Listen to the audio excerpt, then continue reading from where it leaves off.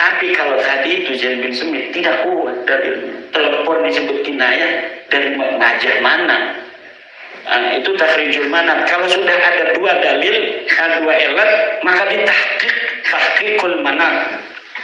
Diambil salah satunya, mana yang terkuat. Maka Imam Syafi'i mengambil dalam masalah khamr itu adalah memabukkan. Imam Abu Hanifah mengambil itu terbuat dari anggur. Tapi dua-duanya bisa diuji. Dan sampai sekarang dua-duanya itu tidak bisa diruntuhkan oleh filsafat. Jadi kalau misalnya sebuah tesis itu ketika diuji oleh filsafat jauh dari logika, jauh dari rasional, itu jelas tesisnya itu adalah tesis yang bermasalah. Kenapa? Filsafat itu kan basisnya adalah satu, logis, rasional, dan bisa dibuktikan. Dia scientific evidence. Kalau misalnya tidak, setiap sebuah konklusi, setiap sebuah tesis ditaruh di meja ilmiah, ketika diuji oleh filsafat bermasalah, itu cukup diimani saja. Itu makanya ada rukun iman. Rukun iman ini sesuatu yang harus kita percaya, tapi ketika harus diempiriskan tidak bisa.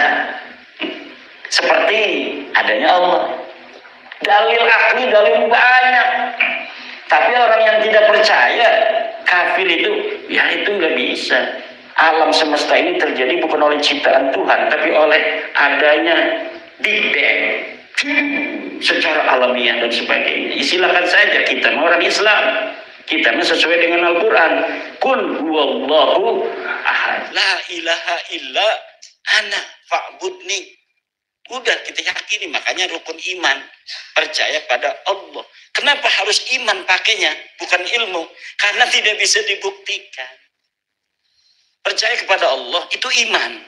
Iman itu nggak usah pakai dalil yang lain, tidak usah pakai empiris. Pokoknya ini kita yakin itu Nabi Muhammad ngomong ini dari Allah, kita yakini. Itu rukun iman itu cuma 6. 1, percaya pada Allah. 2, percaya kepada malaikat. Siapa yang bisa membuktikan temu malaikat? Secara empiris kita lagi diskusi begini, malaikat ada tidak? Ada. Buktikan. Nggak bisa. Jibril datang, assalamualaikum. Yang ketiga, percaya kepada kitab Allah. Semua orang Islam percaya Quran itu adalah kitab. Dari mana? Allah ngasih langsung begitu dipoto. Ada kitab sejamannya? Nggak ada kitab sejamannya. Itu iman yang bermain di situ. Kita percaya pada Nabi Muhammad, bahwa Nabi Muhammad mendapatkan wahyu dari Allah namanya Al-Quran. Bahwa disebut Al-Quran ini adalah kitab Allah. Itu mainannya iman, bukan ilmu, bukan empiris. Kemudian percaya kepada apa lagi? Rasul. Nabi Muhammad Rasul bagi kita. Bagi kafir Quraisy, sahirun majnun. Yaquluna ambihi jinnah, dia orang gila.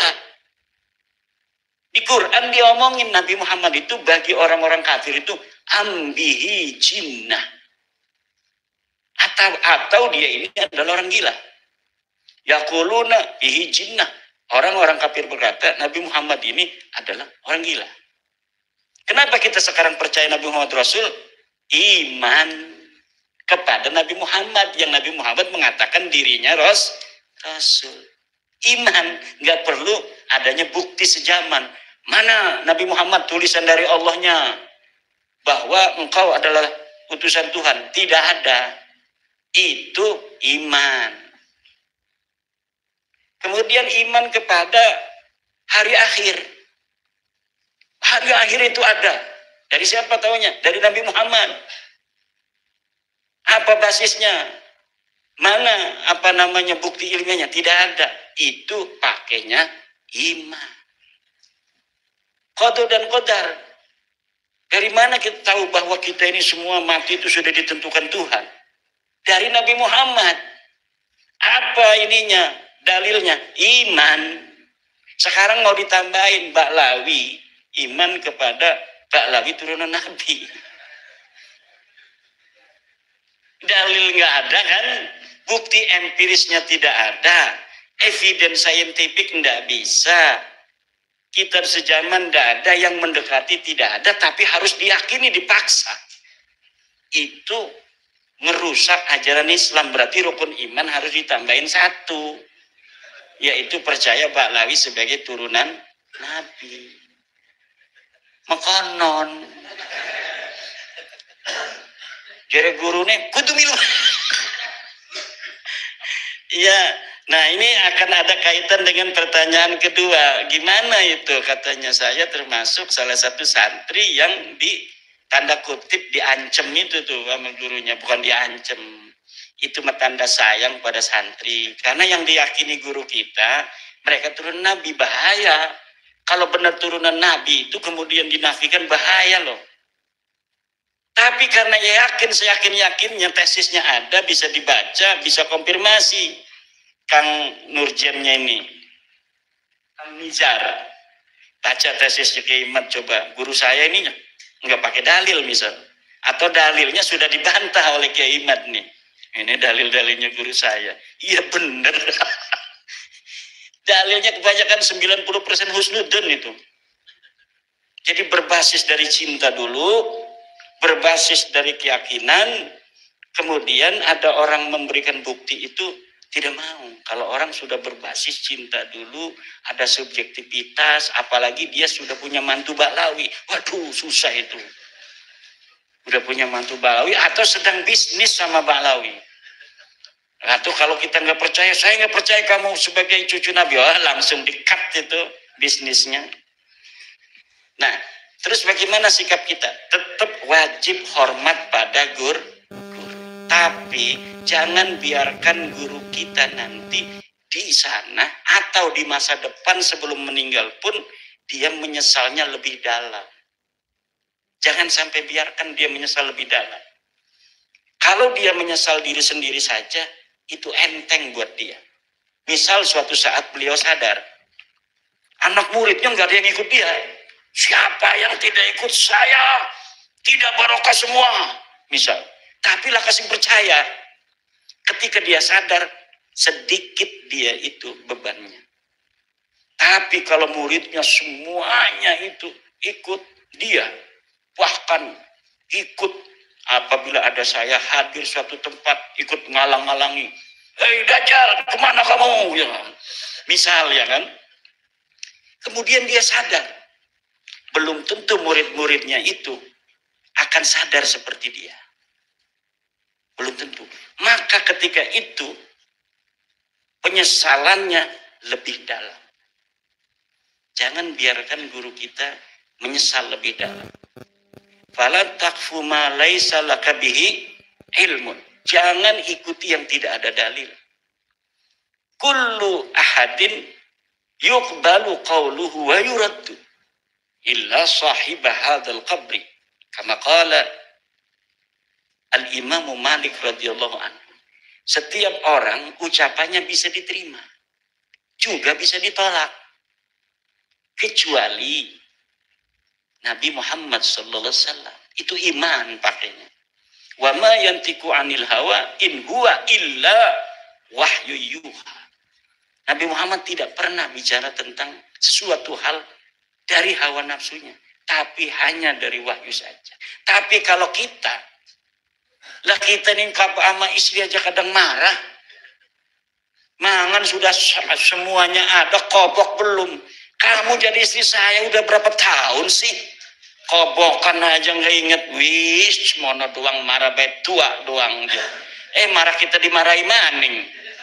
Kita udah marah keren, dimarahi lebih-lebih 2 kali lipat daripada kita tadi. Pengalaman. Lah model kayak kita begitu, ucapannya harus diterima semua, nggak bisa dong. Nggak bisa, kita harus ngukur diri kita. Wong rabi orang gak kobok bae marah. Bagaimana kita apa yang kita ucapkan harus diterima semua. Kadang-kadang kita ini yang lebih tahu dengan diri kita sendiri. Kadang-kadang ada nakalnya. Sholat terawih kalau di masjid 23. Muhammadiyah datang, ayo kita karena ada acara Nuzulul Quran, kita yang 13 saja. Tidak, saya ini pengurus NU. Mau macam-macam kamu Muhammadiyah ke sini. Begitu kita kalau di depan orang. Tapi bareng sholat tarawih dewek, niru Muhammadiyah, bela aja. Apa itu pengalaman juga? Ya enggak. Betul itu, ada yang begitu. Kenapa? Karena kita ada hizbiyah. Kullu hizbin mimma ladaihim, hawa nafsu di situ. Barang dewek malah mau enggak terawih semua. Sayang, hanya ada di bulan Ramadan. Mau terawih 23 sendirian, males. Udah terawih gaya Muhammadiyah aja. Sendirian begitu. Jadi kalau sholat terawih ada orang ngajakin. Saya pernah lihat kiai di Serang, acara bupati Nuzulul Quran. Kata bupati, yai, karena ini acaranya padat, habis terawih langsung ceramah sambutan dulu. Bagaimana kalau terawihnya terawih 11 rakaat?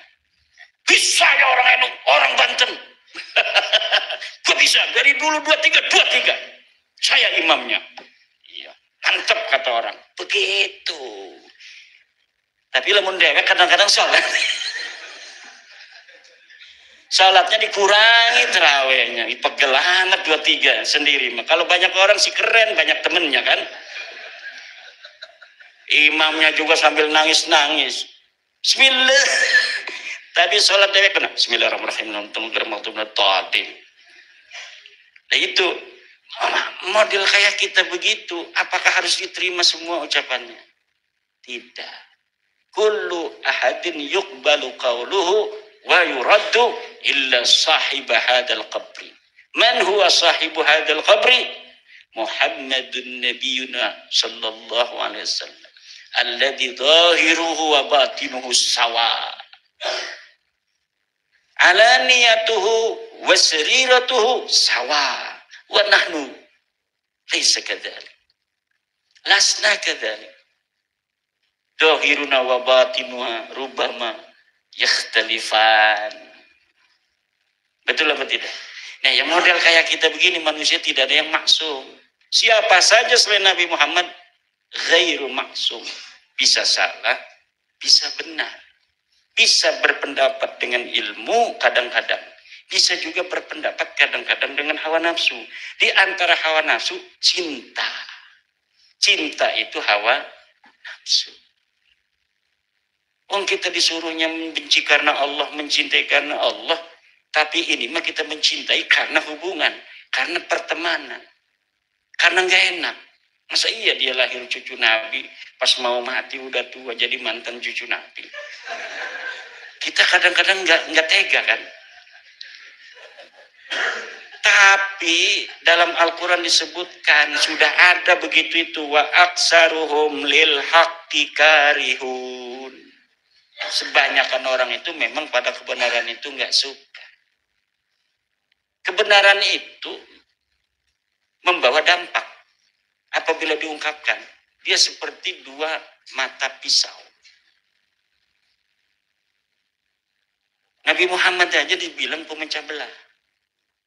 Nabi Muhammad bawa kebenaran ke Quraisy. Yang pecah belah dulu siapa? Saudaranya. Abu Jahal, Abu Lahab, di sini ada Hamzah. Abbas saja masih di sini nih, sebelum perang Badar. Abbas, Abu Jahal, Abu Lahab tidak percaya pada Nabi. Hamzah percaya. Ali percaya. Abu Thalib ada di tengah. Abu Thalib ini PBNU-nya ini. Abu Thalib PBNU ini. Hamzah Banser Ansor Pagar Nusa. Hamzah Pagar. Nah, Ali itu IPPNU atau Ibnu Ali. Di sini ada Abu Jahal, Abu Lahab. Siapa kira-kira? Abu Jahal, Abu Lahab, Abbas. Abbas itu belum loh. Abbas pamannya Nabi yang tercinta. Yang orang-orang Madinah itu pengen turunin hujan itu dengan Sayyidina Abbas. Tapi perang Badar masih perangin Nabi. Pasukan perangnya Nabi itu diperangi oleh pasukannya Sayyidina Abbas. Pasukannya Abu Lahab, Abu Jahal. Sampai menantunya Nabi juga ikut di pasukan kaum musyrikin ini, kaum kafir ini. Nah, ketika boyong oleh Kanjeng Nabi, Sayyidina Abbas, madri ponakan kan, saya ini harus banyak nebus. Akil, anaknya Abu Thalib segala macam itu masih di pasukan kafir. Saya harus banyak nebus, nggak ada lagi duitnya tuh. Kata Nabi Muhammad, wahai pamanku Abbas, paman jangan bohong. Bohong gimana, ini duitnya udah habis. Masih ada yang ditinggal di Mekah. Tinggal di Mekah. Yang paman mau pergi kan, paman kemudian ngomong sama bibi, ini uang kalau aku mati kasihkan kepada anakku. Tidak ada selain istriku yang tahu tentang itu, tentang wasiatku itu. Aku yakin itu bukanlah dari siapapun, itu dari Tuhanmu Allah. Aku percaya engkau adalah Rasulullah. Sayyidina Abbas baru percaya pada Nabi setelah ngomongin dia ngumpetin duit di Mekah. Akhirnya bayar lagi Sayyidina Abbas. Tapi Sayyidina Abbas itu orangnya pintar. Pokoknya apa yang aku berikan, wahai Muhammad, untuk nebus saudara-saudara kamu sendiri itu akan dibalas oleh Allah. Kata Nabi, Allah akan membalas. Maka dibalaslah dengan kerajaan Abbasiyah. Keturunan beliau nanti jadi raja di situ. Di umat Islam ratusan tahun. Karena didoakan kemudian oleh Nabi langsung. Ya, Allah akan balas. Karena beliau itu banyak nebusin saudara-saudaranya dari Nabi Muhammad. Kalau menantunya Nabi kan yang diboyong itu ditebus oleh Zainab dengan kalungnya Siti Khadijah. Sahabat pada tahu semua ini kalungnya Siti Khadijah, nggak ada yang mau nerima. Lapor ke Nabi. Ya Nabi, lapor. Ada apa? Semua pada nebus. Tapi ada satu sahabat nggak mau nerima. Kenapa? Anakmu Zainab menebus suaminya dengan kalung. Terima aja. Ya Nabi, kalung bukan sembarang kalung. Kalung apa? Kalungnya Siti Khadijah. Nabi langsung ingat pada istrinya yang udah meninggal. Gimana nih Nabi? Terima Pak? Bodoh lah. Kenapa Nabi itu sangat mencintai Siti Khadijah? Kalau ada temannya Siti Khadijah, jangan yang udah Islam, yang masih kafir dihormati oleh Rasulullah Muhammad SAW. Karena tahu perjuangan Siti Khadijah Al-Kubra. Tuh, udah jam 12 nih. Kemudian dari Kang Erwan, mohon maaf, pernah suudon, saya maafkan Kang Erwan. Dan saya itu sudah komitmen tidak akan marah pada siapapun mencaci saya, termasuk pada habaib. Tidak ada itu nanti saya tuntut mereka itu. Orang saya aja kalau digituin marah. Saya aja kalau misalnya saya ini Habib nih, ada misalnya Imaduddin misalnya itu muncul, saya marah juga. Sebelum nanti saya sadar. Dan saya doakan mudah-mudahan habaib semuanya sadar juga. Bahwa kita ini bukan benci. Kalau benci dari dulu saya tidak mengisbat Ba'lawi. Kitab saya sudah mengisbat Ba'lawi 2018 sebelum penelitian. Itu membuktikan bahwa saya tidak karena kebencian. Nah, ketika saya membaca, meneliti, menelusuri, ada kesimpulan lain, wajib saya harus menyampaikan. La yajuzu lil alimi kitmanu ilmihi fi hadzal bab. Tidak boleh kita menyembunyikan ilmu. Makanya saya sudah memaafkan. Termasuk pada yang ngancam segala saya maafkan. Ini adalah konsekuensi. Kalau kita tidak memaafkan berarti kita dari hawa nafsu. Udah jelas sesuatu yang akan kita bawa ini akan banyak menolak. Akan banyak yang mengumpat, akan banyak yang mencela. Kok kitanya tidak siap untuk dicela? Bahkan akan menuntut orang mencela. Dia mah tidak salah mencela itu karena kamu membawa sesuatu yang berbeda. Walaupun kebenaran itu pasti akan membawa sesuatu hal yang tidak mengenakan bagi orang-orang terkait, baik bagi balawinya maupun bagi orang-orang yang mencintainya.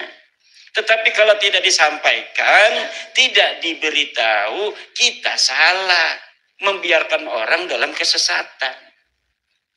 Banyak yang dirugikan juga saudara kita, banyak yang didawir. Tuh, kemudian mengapa baru sekarang? Iya, karena baru sekarang aku dapatkan bukti-buktinya. Oh, tidak dari dulu. Nggak enak suaranya ya. Ya itu saya bingung nggak, kenapa baru sekarang? Ya kayak sekarang tahunya gimana sih? Kenapa baru sekarang? Kenapa enggak dulu? Ya dulu mah tugasnya Yai Hasyim Asy'ari. Tapi tidak ada alasan Mbak Yai Hasyim Asy'ari meneliti nasab habaib. Kenapa? Habaibnya masih bagus-bagus. Ngapain orang ngaku cucu Nabi, orangnya soleh, orangnya alim, kita curiga? Nggak ada alasan.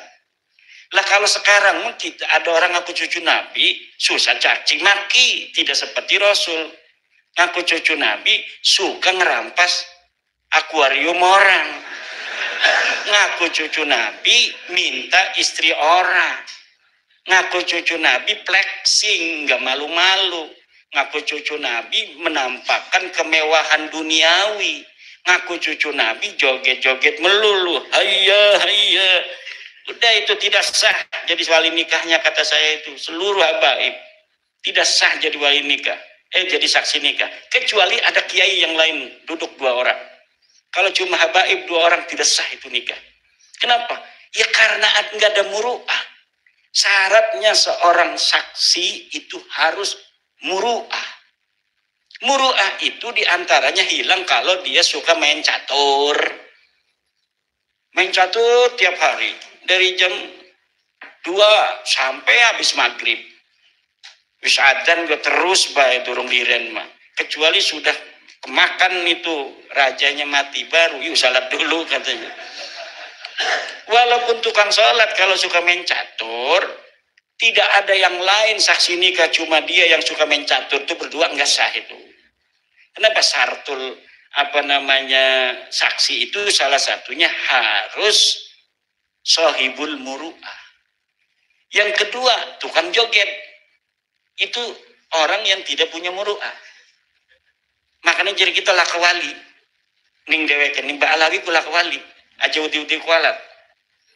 Kenapa? Wali tidak ada yang tidak punya muru'ah. Uang yang dianggap walinya aja dari mereka mah masih gelem joget-joget. Lah dari mana itu? Kita madhabnya madhab Syafi'i. Kata Fathul Mu'in, muru'ah itu diantaranya hilang satu, makan di pasar di pinggir jalan tanpa menggunakan peci. Yang kedua, main catur terus menerus, suka main catur. Kalau main catur sekali-kali 10 tahun sekali itu enggak. Yang kedua, yang ketiga adalah joget. Joget walaupun sekali kalau disoting itu berulang-ulang, itu arane mudawim. Walaupun sekali jogetnya, tapi pengulangannya dia itu sadar di kamera, mau joget. Itu sudah hilang walaupun hanya sekali. Kenapa? Videonya terus diulang. Akan jadi pelajaran bagi santri-santri kita. Kalau mereka dianggap orang yang soleh, nanti anak-anak kita, orang-orang Jawa, yang kiainya coba lihat ada nggak sih kiai NU yang turun itu? Ada Gus Baha, katanya Gus Baha mah dipaksa itu, lihat videonya. Dipaksa nggak mau Gus Bahanya, tapi nggak enak. Ada di dalam majmuk. Bagaimana kalau nggak enak? Ada itu. Kalau nggak enak ditarik begitu masa? Nggak mau, langsung pencak. Wih nggak bagus. Coba lihat Gus Baha ketika joget itu, dia tidak mau. Dia dipaksa. Mungkin supaya ada alibi. Weh, ada kiai Jawa juga yang joget-joget itu. Tidak ada. Kiai-kiai yang NU, Suriah NU, joget marawis. Hanya Nggak ada. Itu sudah qillatul muru'ah. Sudah tidak sah jadi saksi nikah apabila munfaridaini. Kalau yang lain ada nih, santri misalnya ada 5 orang duduk, dia jadi saksi muayyan, tetap sah. Habib jadi saksi muayyan itu. Kenapa? Dianggap itu jodoh, itu sing saksi bener mah. Walaupun tidak dicatat. Tapi kalau saksinya hanya mereka berdua, siapa saja yang pernah dinikahkan oleh habaib berdua saja, tidak ada yang lainnya, ulangi lagi nikahnya itu. Ipremin nih hukumnya begitu. Katanya kita ngaji kitab kuning. Oh, kitab kuning barang yang habaibnya, kecuali habaib. Jangan, nggak bisa. Semuanya masuk. Apa alasannya habaib tidak masuk dalam apa joget-joget itu? Joget hilang muru'ah. Hilang muru'ah tidak sah jadi saksi. Siapa yang paling dianggap wali di Balawi? Semuanya pernah kita lihat joget. Nah, ini kita mau orang percaya nih wong joget jadi wali. Nggak percaya orang joget jadi wali itu nggak percaya. Laisa fihim waliyun mufradan munakkaron. Ya dulu alal qillah. Laisa fihim waliyun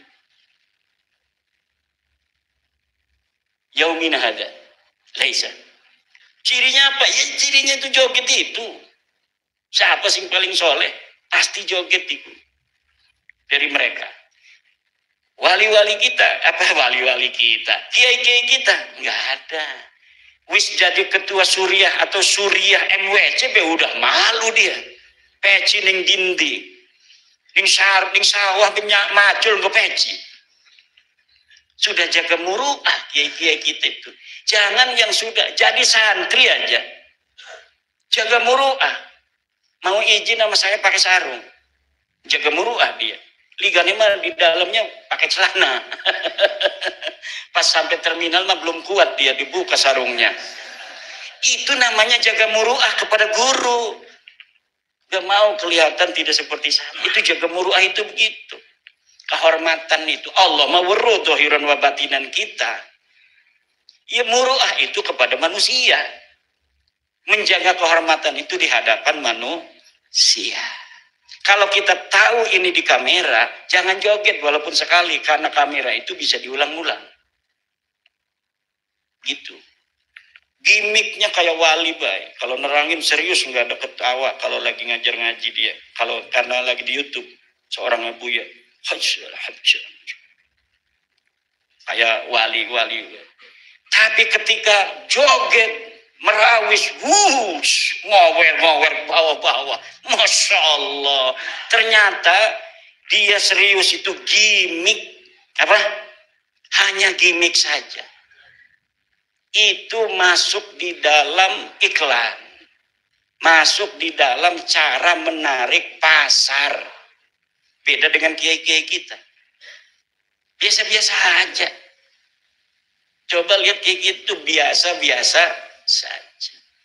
Gus Baha ngajar ngaji di hadapan siapa aja biasa ketawa-ketawa, tidak gimmick, menjaga action, menjaga marketing. Enggak, karena apa? Ilmunya Kiai Eno itu bukan marketing.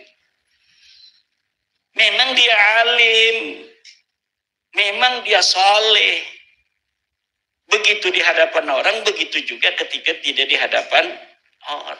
Tapi sekarang ini ada abuya-abuyaan, marketing ansih, gimmick saja dia bergaya begitu. Lagi ceramah, pakaian ulama. Ya, tapi ketika jalan-jalan nggak pakai peci. Nah, orang maksupur raksi itu apa hukumnya jatuhnya?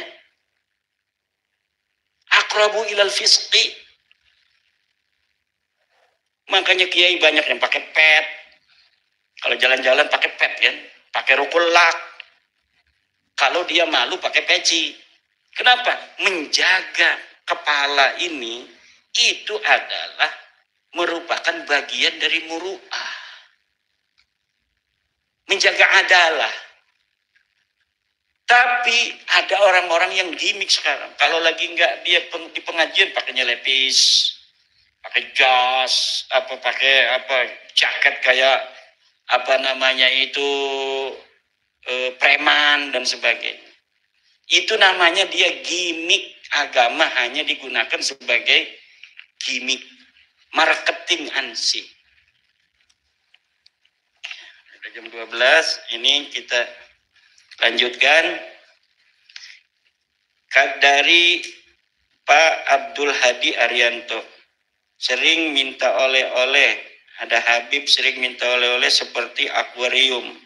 Akuarium masih murah. Di Lampung ini ada Habib mintanya Alphard. Bisa dikonfirmasi.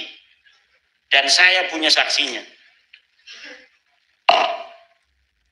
Mintanya apa? Alphard. Makanya jangan jadi muhibin. Nah, kalau kelas kita, ya kalau di Dawit paling ya rokok sebungkus, nggak ada apa-apa di kantong kita. Tapi kalau kelasnya kelas camat, ya mungkin motor. Kalau kelasnya kelas bupati, ya udah Alphard itu. Wali kota, kelas gubernur, waduh beda lagi dawirnya. Kelas presiden, bisa yang lain, tambang bisa itu. Makanya kita nilai kerugian dan kemanfaatannya. Kita percaya kepada nasab orang yang bukan cucu Nabi. Hanya memalukan aja kan. Yang ada hanyalah kemudaratan. Mudarat buat kita, mudarat buat dia. Maka hari ini orang yang akan selamat dari kejelekan orang-orang yang mengaku turun Nabi hanya satu. Dialah orang yang tidak percaya bahwa dia adalah cucu Nabi. Selain itu, yang masih ragu-ragu, iya ora, bisa masih ditekan. Masih bisa untuk diintimidasi. Kamu nggak percaya, kamu akan masuk neraka. Aneh ini cucu Nabi, duriat Nabi, cucu Nabi, kekasih Nabi, dan sebagainya. Kita akan terngiang-ngiang. Tapi lamun deklarasi di dalam hati, proklamasi, sendiri aja kita ngomongnya. Saya tidak percaya bahwa Habib cucu Nabi. Sendiri ngomong, ketika ada dia, nggak bakal kena. Dia ngomong sedikit aja ngelunjak, kita bisa melawan. Tapi kalau dalam hati kita masih ada sedikit saja kepercayaan, sulit kita untuk bisa membela diri ketika sedang berhadapan. Karena yang kita inginkan kecintaan Rasulullah. Ini saja yang ada di otak kita, kecintaan Rasulullah, barokah, syafaat dari Rasulullah. Sementara sebenarnya orang itu hanya menggunakan nama Rasul untuk kepentingan dia. Itu saja yang terjadi. Maka harus proklamasi sendiri masing-masing. Kalau tidak proklamasi, rasakan sendiri aja. Nasab yang mana yang harus diikuti? Habib yang mana? Ini Habib itu hanya keturunan Ba'lawi asalnya. Jadi keturunan Nabi itu kan tidak ada gelar sebenarnya. Cuma kemudian di abad ketiga Hijriah muncul sebuah tradisi dari umat Islam, dimulai dari para raja-raja menyebut turunan Nabi Sayyid dan Syarif. Kemudian berlangsung terus Sayyid Syarif, Sayyid Syarif. Ba'lawi ini ada di Mekah sebagian. Tidak boleh oleh Syarif Awan Mekah, penguasa Mekah menggunakan Sayyid. Karena mungkin sudah tahu mereka. Ini mengaku, kan mengaku itu namanya iddia. Iddia itu harus diikrar oleh orang-orang yang sudah sebelumnya ada. Orang yang ngaku anaknya Kiai Imam Syafi'i itu namanya iddia. Nah kata Imam Syafi'i, betul dia anakku, itu namanya ikrar. Nah di sana dia mengaku turun Nabi dengan gelar Sayyid, tidak boleh oleh Syarif Aon. Kalau enggak pakai Sayyid apa ya? Habib. Pakailah Habib. Kemudian bikin narasi di Indonesia. Turunan Nabi itu ada yang bergelar Sayyid, ada yang bergelar Syarif, ada yang bergelar Habib.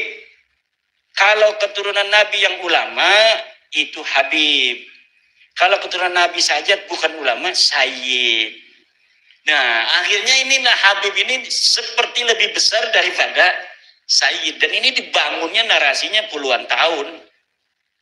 Sampai sekarang terbentuk. Makanya kadang kiai-kiai saja masih salah ngomongnya kan. Kata kiai, itu Sunan Gunung Jati masih Habib.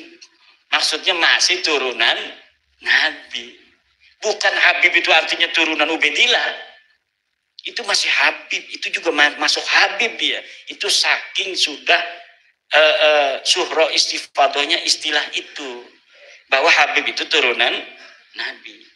Padahal Habib itu adalah sebuah produk sosial dari kaum Ba'alwi untuk menaikkan level dia sebagai pengaku keturunan Nabi yang paling hebat dari pengaku keturunan Nabi yang lainnya. Karena dia itu tidak boleh menggunakan Sayyid di Mekah, maka dia menggunakan Habib. Setelah itu pinter dia, Habib itu turunan Nabi yang sekaligus ulama. Kalau yang belum ulama tetap dipanggilnya Sayyid. Lah akhirnya kan hari ini orang yang Sayyid itu tidak terlalu dihormati. Datang Sayyid Fadil Al-Jailani dari Turki, dari Lebanon, turunan Syaikhul Qadir. Biasa-biasa saja. Wong gelarnya bukan Habib. Tapi lamun ana wong sing pakai gelar Habib itu dihormatinya beneran. Karena apa? Kalah menggunakan istilah oleh sebuah iklan yang terus-menerus. Nah, ini makanya dalam teori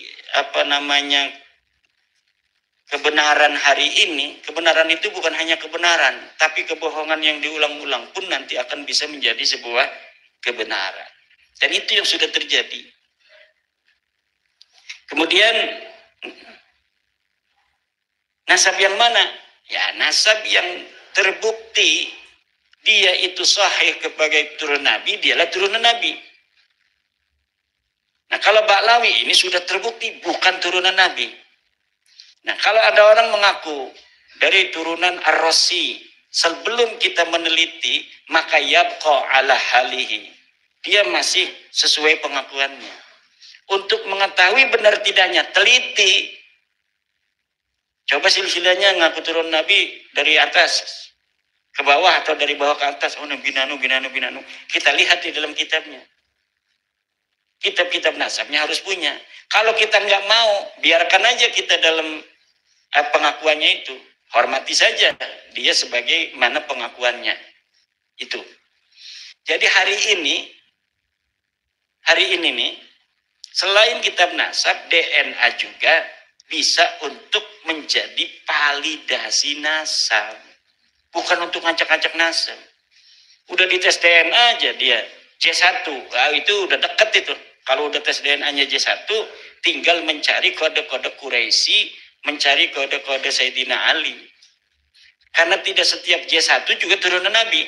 Tapi syarat pertamanya harus haplogrupnya J1.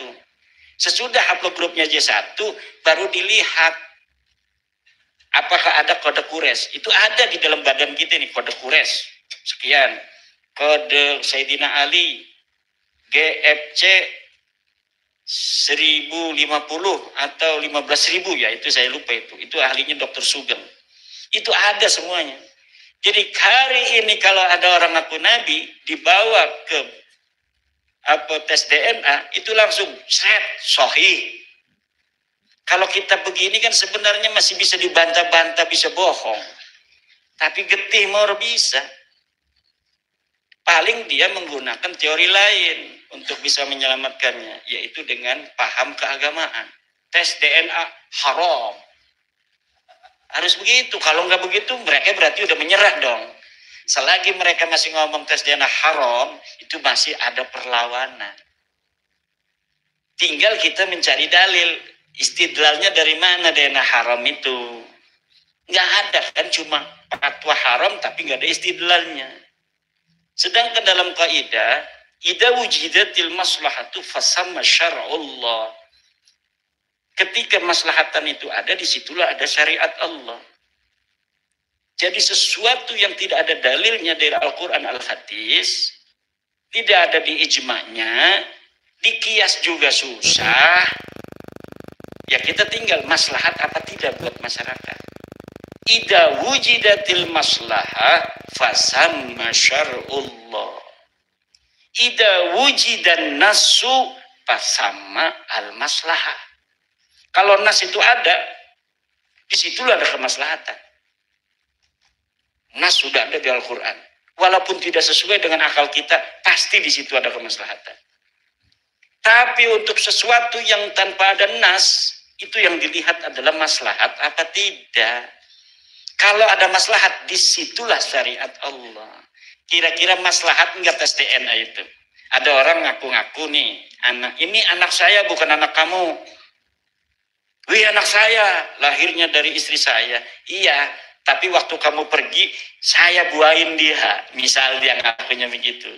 Nah, ini harus dites DNA. Maslahat apa tidak tes DNA? Maslahat.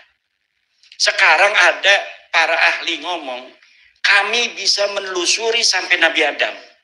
Yang ngomong Dr. Sugeng, Dr. Arikeng, Dr. Aswaibi dari Yaman, dan lain sebagainya.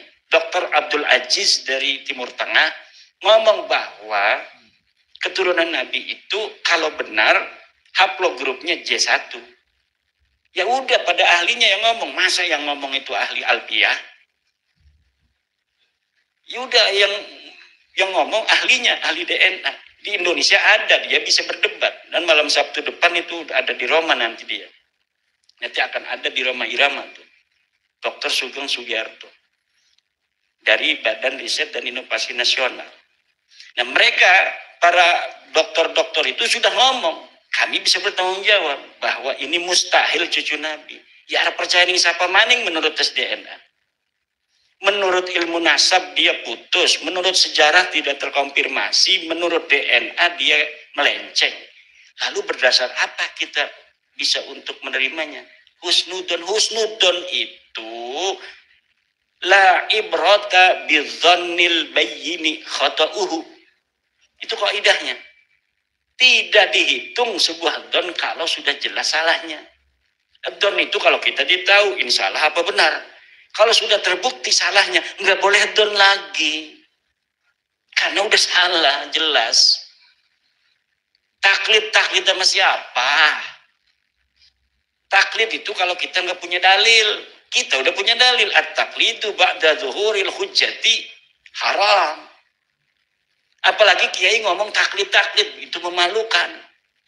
Coba bagaimana zamut taklid itu di dalam Al-Quran, di dalam Al-Hadis, di dalam Ihya Ulumuddin. Bagaimana Imam Ghazali itu mencela taklid bagi orang yang sudah bisa baca kitab kuning. Seorang alim, seorang ulama. Nggak boleh taklid. Dia harus istidlal. Sesuatu yang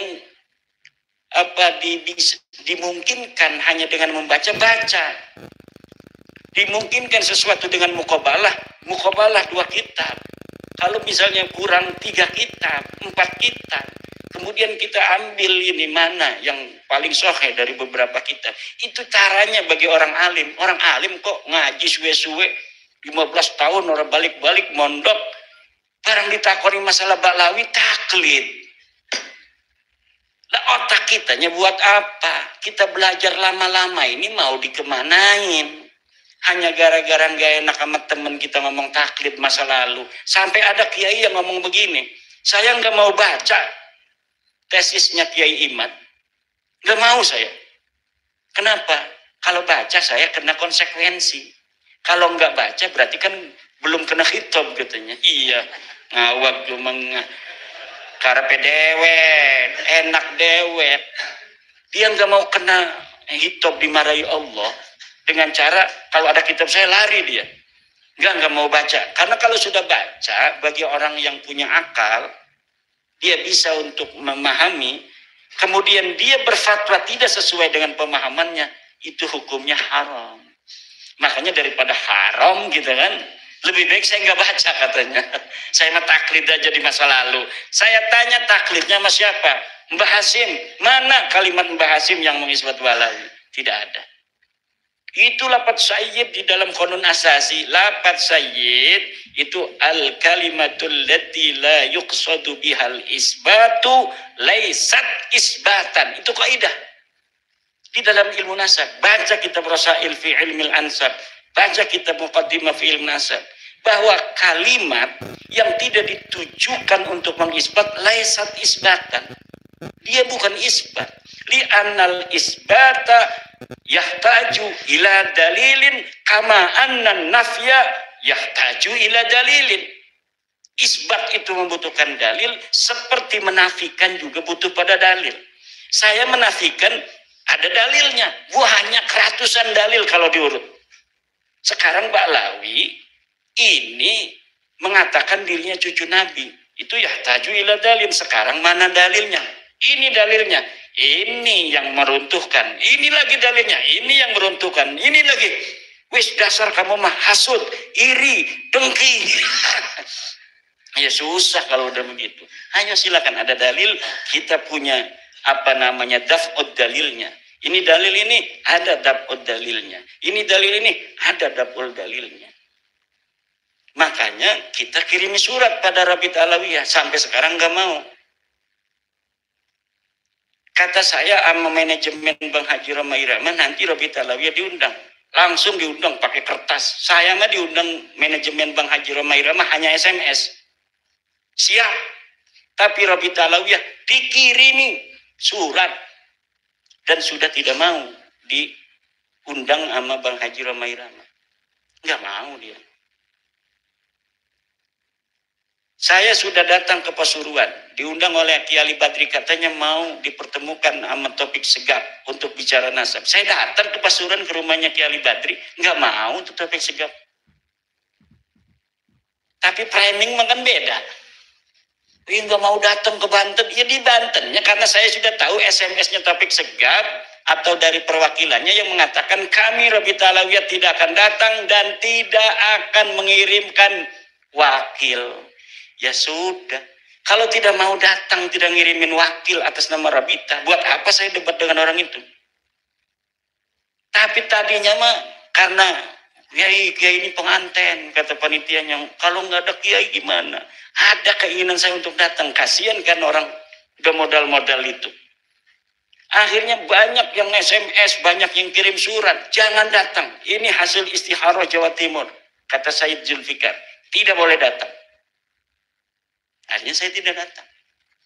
Framing, al-kaburi. Pangeran Maweruh. Yang kabur siapa? Ya kalau misalnya ada tuh yang berteriak-teriak kemarin, Muhdor Tanggul. Saya sudah tantang. Kalau misalnya merasa punya dalil, kapan waktunya kita berdiskusi? Atau siapa saja? Rizik Syihab. Kalau merasa punya dalil, silakan tentukan waktunya, kapan kita berdalil, kapan kita berdiskusi. Ari Bahar Smith mau mancing cuma bikin kitab, judulnya aja salah. Judulnya aja udah salah menurut ilmu nahu, ya bagaimana isinya? Jangan-jangan nanti bacanya dari kiri ke kanan, seret. Saya kalah pasti kalau kitabnya dari kiri ke kanan itu. Kemudian dari Kang Samsurijal, latar belakang apa? Itu latar belakang sudah sering itu tadi itu ya. Tapi mereka bikin framing, katanya latar belakangnya itu karena mau kawin sama Syarifah. Syarifahnya menolak atau tidak boleh. Syarifah siapa? Istri saya tuh namanya Mahbubah Musyrifah, bukan Syarifah. Ikut orangnya juga tuh.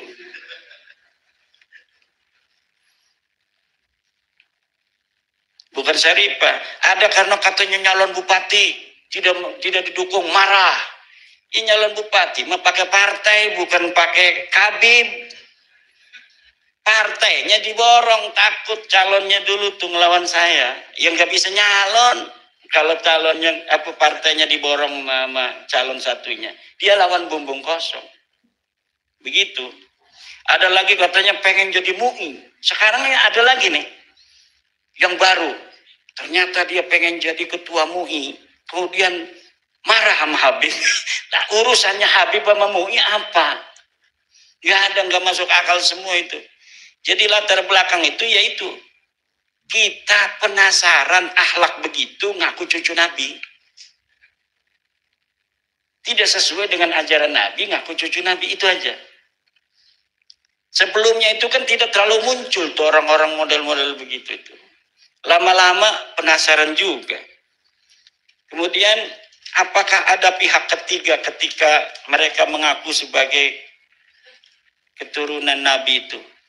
Saya tidak mendeteksi itu. Yang saya deteksi memang mereka sengaja untuk mencari leluhur mereka. Mereka ini tidak tahu leluhur mereka siapa. Yang tahunya mereka leluhurnya namanya Ubaid bin Isa bin Alwi. Begitu. Nah, ketika ada seorang ulama besar namanya Jadid, di situ ada Abdullah bin Ahmad bin Isa, kan ada mirip tuh. Ada Abdullah bin Ahmad bin Isa. Oh, Abdullah bin Ubaid. Kan dia mau Ubaid ya, bin Isa. Ini ada Abdullah bin Ahmad bin Isa. Nah, ini mirip. Dia kemudian ngaku ke situ silsilahnya. Abdullah bin Ahmad bin Isa bin Muhammad An-Naqib bin Ali Al-Uraidi. Sekarangnya mereka Alwi bin Ubaid bin Ahmad bin Isa bin Muhammad An-Naqib. Sebelumnya bukan itu. Sebelumnya itu ngaku ke Bani Ahdal dulu. Ubaid bin Isa bin Alwi bin Himham bin Aon bin Musa Al-Qadim. Karena kemudian mereka tahu Musa Al-Qadim tidak punya anak Aon, tertolak oleh kitab-kitab nasab seperti Tahdhibul Ansab, mereka lebih pintar daripada yang dicangkok. Yang dicangkok sampai sekarang tertolak tuh. Karena Aon ini bukan anak Musa Al-Qadim. Tapi mereka sudah ngancrong ke Ahmad bin Isa ini pada abad 9. Mereka ini bersaudara. Ibnu Am, akhuhu wabnu ammihi. Kata Rumel kemarin dia bikin sebuah narasi. Ibnu Am itu maksudnya kan yang jauh juga Ibnu Am. Ya kita ini semuanya Ibnu Am, dari Nabi Adam, Qabil, Habil, Nabi Sis. Tetapi sebuah ibarah itu kalau didahului oleh pendahuluan yang maknanya dekat, maka makna setelahnya itu adalah makna yang dekat dengan makna yang dekat itu. Apa itu maksudnya? Di situ ada qadima jadduhu Muhammad bin Sulaiman minal Iraq ilal Yaman. Huwa wa akhuhu wa ibnu ammihi. Itulah adalah akhuhu wa ibnu ammihi. Itu menandakan Ibnu Am ini adalah Ibnu Am yang dekat sekali, karena di situ ada akhuhu. Jadi akhuhu ini adalah Bani Kudaimi dan Bani Hadalin bersaudara. Yang satunya adalah saudara sepupu, berarti satu kakek. Yang anehnya juga Bani Kudaimi pun silsilahnya sekarang yang disebut saudara sakik itu berbeda semua tiga orang ini. Bani Kudaimi sendiri nyari silsilah. Bani Ahdal sendiri nyari silsilah. Ini Ba'alawi nyari sendiri silsilah. Semuanya berbeda. Orang yang bersaudara kemudian berbeda. Itu saya bisa memahami dari peristiwa Cirebon tentang nasab Sunan Gunung Jati. Wah, masa lalu berulang kembali kata saya. Kita udah musyawarah di Cirebon bahwa Sunan Gunung Jati ke Musa Al-Qadim. Ada yang di Banten itu yang masih Ba'alawi. Nggak mau, kalau kita mah tetap ke Ubaidillah. Jadi satu silsilah, satu kakek namanya Sunan Gunung Jati, yang satu menulisnya ke Musa Al-Qadim, yang satu nulisnya ke Ubaid. Itu untuk mengkonfirmasi bahwa masa lalu itu seperti itu kejadiannya. Jadi saya katakan hari ini apa yang terjadi ini adalah pengulangan dari masa lalu. Makam palsu. Katanya Ubaid dimakamkan di Yaman. Ahmad bin Isa hijrah ke Yaman. Mana buktinya? Buktinya adanya makam. Kata saya makam itu palsu. Kemudian muncullah makam Sumodiningrat, makam palsu. Seperti itulah dulu mereka mengisbat makam itu. Ini dapat Allah semua. Mereka ngomong Wali Songo 500 tahun tidak tercatat, makanya tidak bisa diisbat. Setelah diteliti, mereka 500 tahun lebih. Semuanya dibalas sama Allah. Semuanya itu. Ngomong apa baik deh ya. Engkau munculnya bukan dari saya, kebanyakan dari orang. Muncul sendiri. Narasi yang mereka bangun kemudian dijawab oleh kejadian-kejadian yang di luar kendali kita.